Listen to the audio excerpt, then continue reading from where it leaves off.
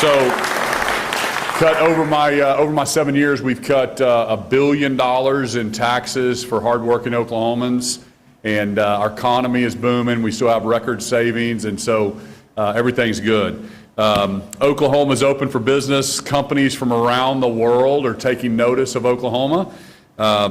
2 weeks ago, I got to announce CBC, which is an ammunition manufacturing company that's going to be investing $300 million in the eastern part of our state. And they're from Brazil, so we're really excited about that. 350 jobs. We think more to come there. They're a huge player in ammo and the sportsman industry. They own different manufacturers as well. So more to come with that company. We're really excited. And then last week, I announced the biggest economic development project in state history. $4 billion investment. President Trump was also in the Middle East and talked about bringing some of this critical minerals back to the United States. And so I want to thank President Trump for all of his efforts. And it's called EGA. And we're really, really excited to welcome them to the great state of Oklahoma. They're going to be smeltering aluminum and using the port to bring up the bauxite and alumini, and that's about the extent of what I know how it works. But it is really neat to have so far upstream where we're making these products that all these other, it puts us in play for auto part manufacturers, aviation manufacturing, everybody else that has to use aluminum wants to be located close to these facilities. And so really, really excited about it. And today, we get to announce that Firehawk is coming to the great state of Oklahoma. And those are the folks behind me that I'll introduce in a second. But it's an innovative rocket fuel manufacturing company. And they're going to invest $22 million and create 100 jobs in the Lawton area. But they make an innovative rocket fuel that can be developed more quickly and effectively. This is essential for our national defense. Oklahoma is quickly becoming a national defense hub thanks to Lawton Fort Sill, all of our military bases, the FISTA, all the work that we've been working over the last few years to develop FISTA there to work and be an incubator for new developments, new products for our military. So businesses like Firehawk are coming to Oklahoma because they know that Oklahoma is the most business-friendly state. They love our permitting process, our workforce, and being so close to some of these military bases is fantastic. So the other thing that we always talk about is Oklahoma, we feed the world with our great agricultural companies. We fuel the world with our oil and gas. And then we defend freedoms around the world. So that's how I always brag on the great state of Oklahoma. And, you know, the folks behind me, so Will Edwards, you'll hear from him. He is the CEO and founder of this company. And Steve Edwards is his father. Where's Steve at? Right here. Okay, there we go. Steve is a great Oklahoman that's been around the Capitol for a long time. And one of my favorites here. Brad Cooksey is economic development in the Lawton area, and then we've got Mayor Stan Booker, and then Chairman Caldwell, I think, is up here with us as well. Thank you for your efforts, and Christy from the FISTA is with us. So I'll pause right there, and maybe Will, do you want to tell a little bit about the company? I'd love for you to share a little bit about it, and then we can open up for some questions for this group. All right, gotta put the hat on. We're thrilled to be in Oklahoma. My name is Will Edwards. I'm one of the co-founders at Firehawk Aerospace, and first off, I want to thank Governor Stitt, Chairman Cole, Senator Mullen, Chairman Caldwell, the FISTA team, the LEDA, the LEDC for making this possible. We've been working on it for about a year now. And Firehawk's bringing the first scaled 3D printed propellant factory to Oklahoma, and it'll be the first one in the United States. The amazing thing about what we're building is we've created a way to produce 1 million pounds of propellant unbelievably cost efficiently, incredibly fast. We've cut the process down to make rocket propellant from several weeks to just several hours. And that's the innovation behind Firehawk. So I want to thank everyone for making this 320-acre facility possible in Lawton. We're excited for the jobs we're going to create, for the tens of millions of dollars we're going to invest in Oklahoma. and this is just going to be an incredible opportunity. So thank you very much.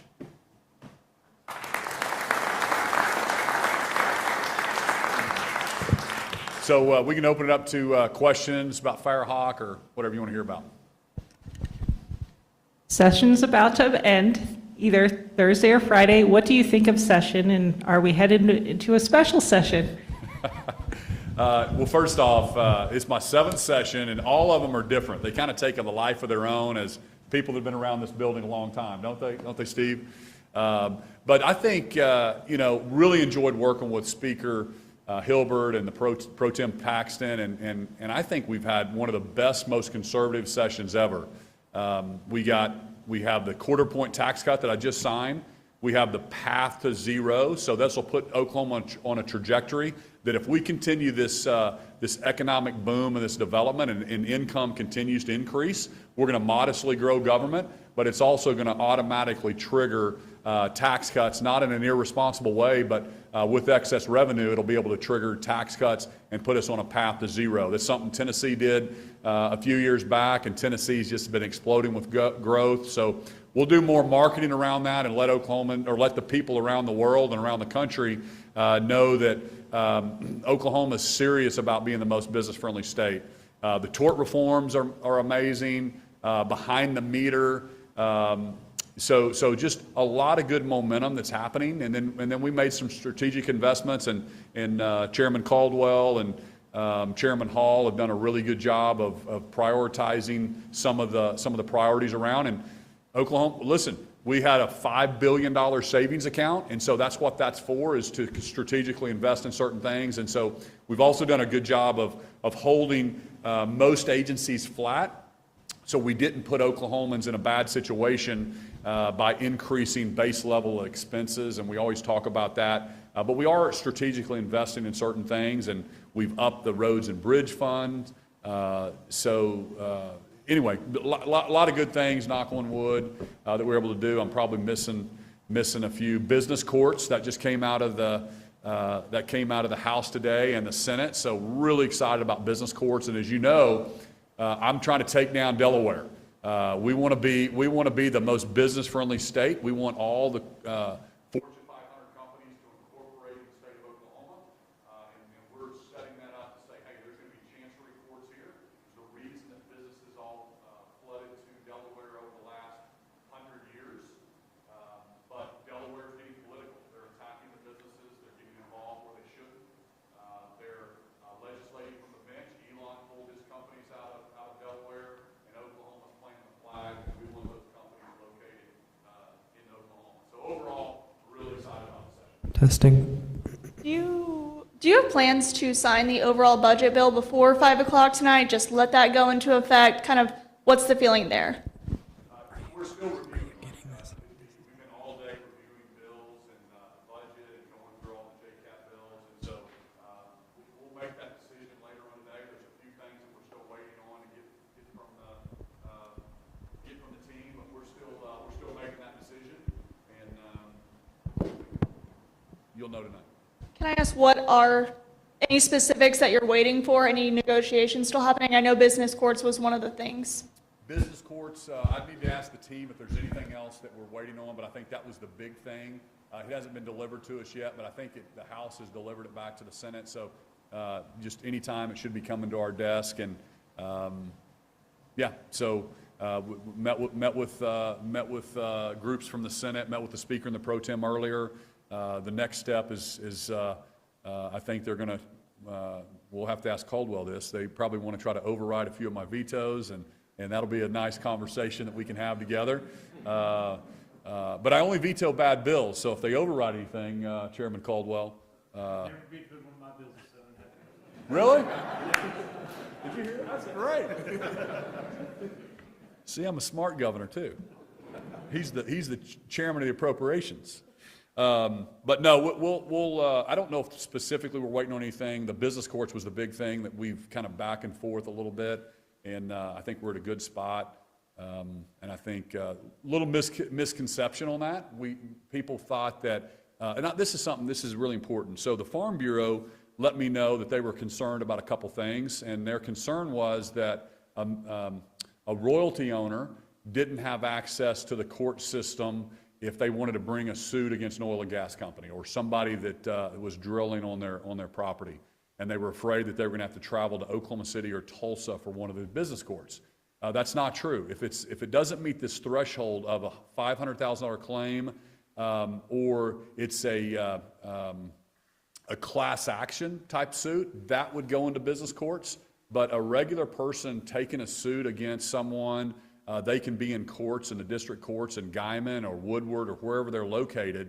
That's not what we're talking about. We're talking about major business-to-business disputes. So that was a little misinformation that was being spread, that it was going to harm or hurt our local farmers and mineral interest owners making claims that maybe they felt like that they were owed something.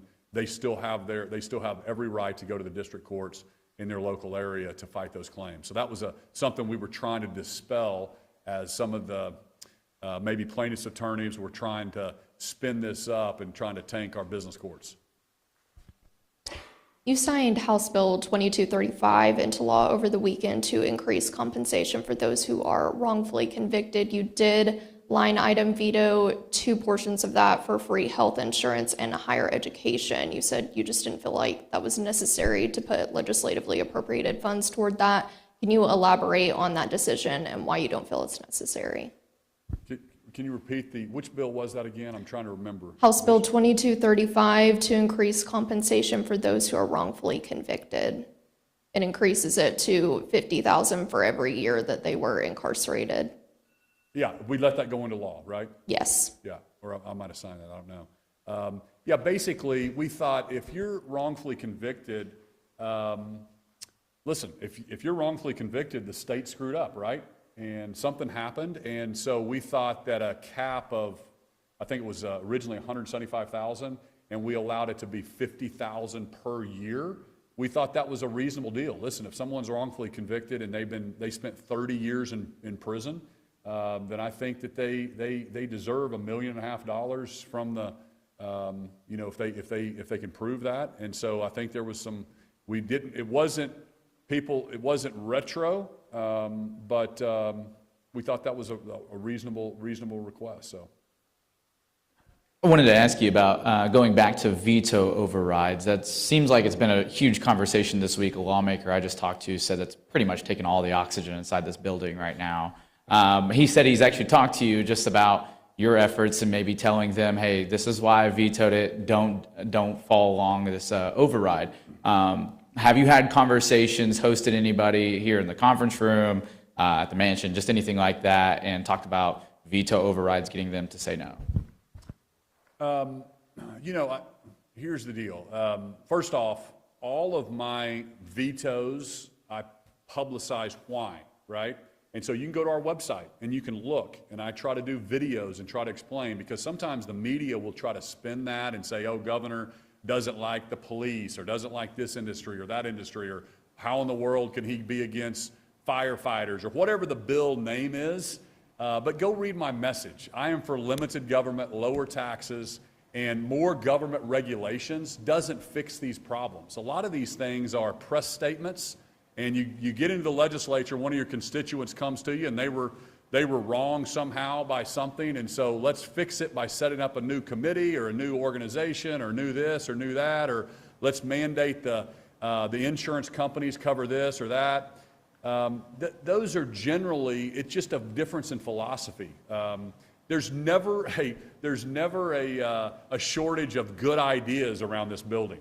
And next year there'll be another 2,000 good ideas that get filed, that increase costs, that overregulate, and ultimately, I don't think move the needle a lot of times. And so we have those conversations with the legislature. Now, there's things that I could go either way. I mean, and I'm only as good as the information I get. So there's a couple that I've already talked to that they said, hey, you missed this issue, and I said, you're right, y'all need to override that. And there's a couple that the legislature came to me and said, hey, we missed this, and we thought we were cleaning something up or fixing this. You need to veto this, and we'll fix it next year.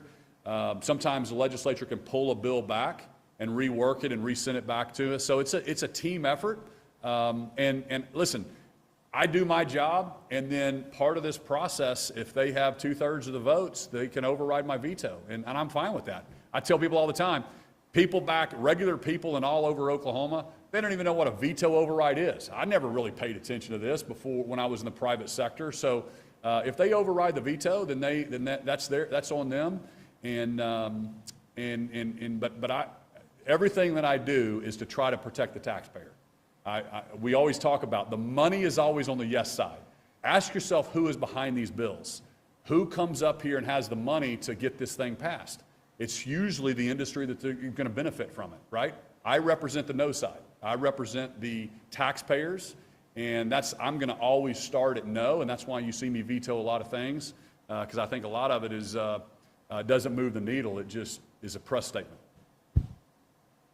Speaking of money, for the Firehawk project, I'm curious what state incentives or payments may be involved. I know that Firehawk presented in front of the lead committee in the Senate. There wasn't an announcement of that in the budget, but whether you know or Mr. Edwards knows or Chairman Caldwell knows, is there any other than like a quality jobs qualification associated with this project? I think there was a $4 million tax incentive from Oklahoma, but Chairman Caldwell, you might remember. Predominantly, most of the funding is going to be through DOD withholding taxes. It's through a program called the PG program. Will, do you want to take that? Yeah. Yeah, now we've used that same program now to build hospitals, but also, it'll be the PG program. It's a mechanism to use withholding taxes. We've used it from everything. With this specific industry, it'll be DOD type funding is the mechanism.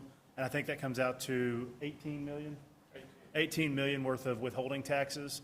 So there won't be any kind of direct appropriation or anything, any kind of legislative action. This is a perfect example of the Department of Commerce and the executive branch using the mechanisms that they have on hand to be able to go and recruit businesses. And then also, I think we have to give credit where credit's due to the FISTA and the vision that the city of Lawton had, 5-6 years ago when they went to Huntsville, Alabama, and saw what they were doing at Redstone Arsenal and trying to make that same effort in Southwest Oklahoma.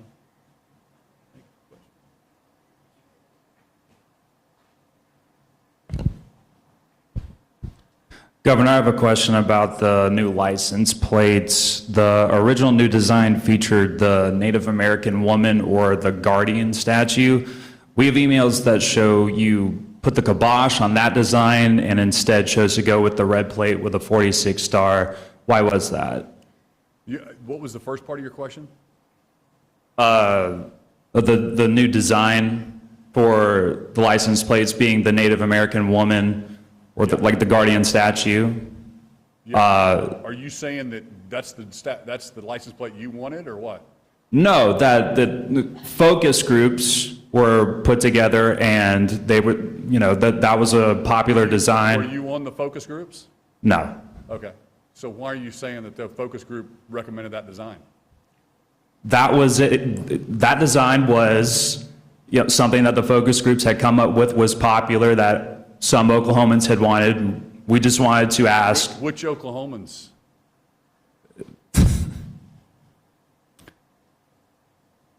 This was just something that, this was another option instead of the Red Star 46. So we just wanted to get some clarification. Who gave you that question to ask? What now? Who gave you that question to ask? My news station. What news station are you with? Fox 25. Okay. So I guess the question is about the license plate. Does Fox 25 like the license plate or not like the license plate? I don't know what our station's personal feelings are to that. I'm just... Well, you're saying Oklahomans wanted a different license plate. That's what I'm curious about, because we have a team at Commerce that ran a process, and we came up with what we thought was the best license plate, and it's the one that's out there. So don't know exactly what you're talking about. All right.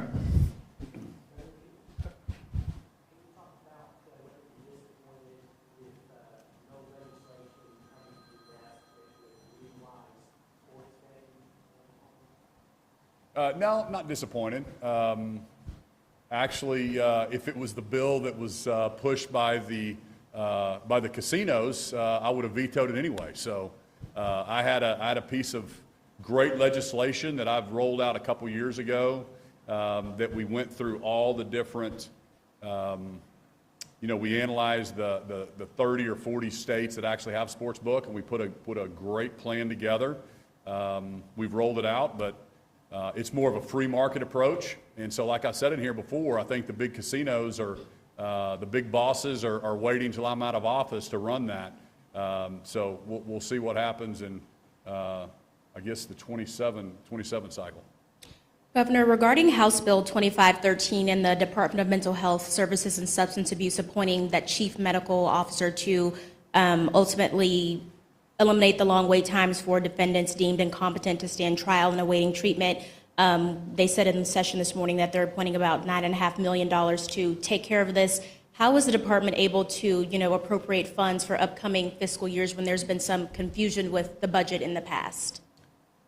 You're going to have to ask that question again. Sorry. So regarding House Bill 2513 with the Department of Mental Health Services and Substance Abuse, they're hiring a chief medical officer to help defendants who have had long wait times to stand trial for awaiting treatment. So they're allocating about $9.5 million to help resolve this issue. So my question is, how is the department able to successfully move forward with allocating funds for future fiscal years when there's been confusion in the past with the budget?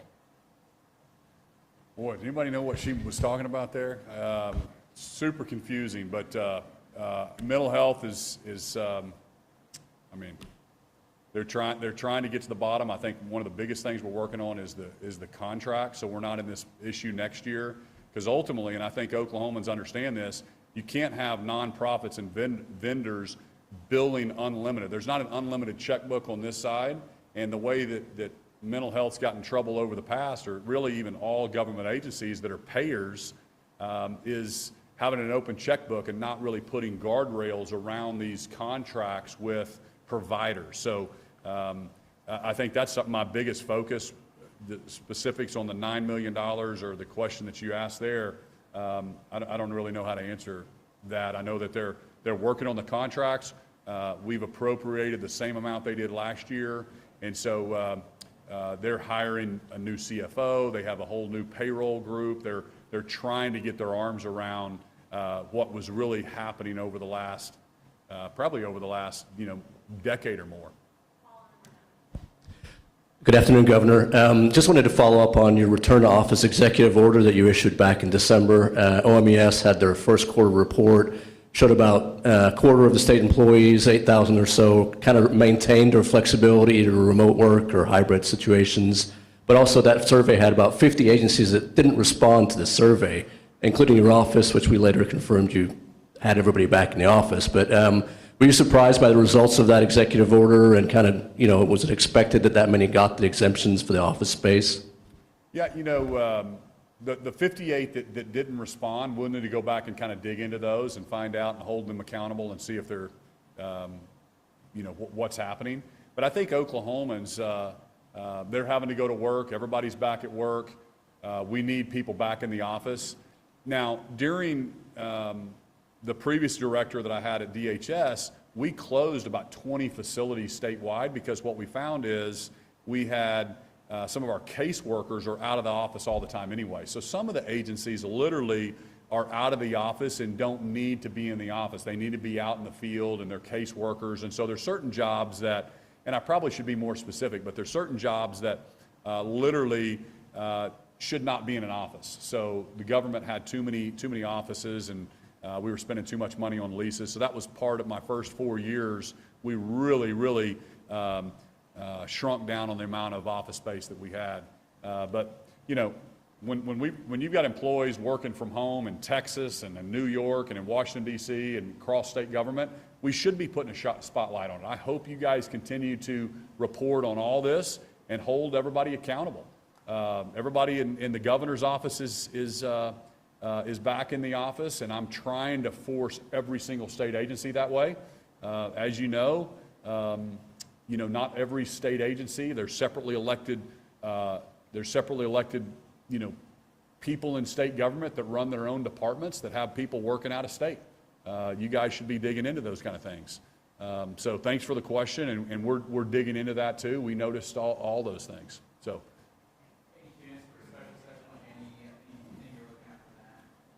Right now, no. I think everything's going well, and we've got, we're going to land this plane, and I feel really, really good. I think it's one of the best sessions we've had in my 7 years, and I've really enjoyed working with the leadership, and we've got a lot of great things going. So the economy's good, and it's a good time to be in Oklahoma. So thank you so much.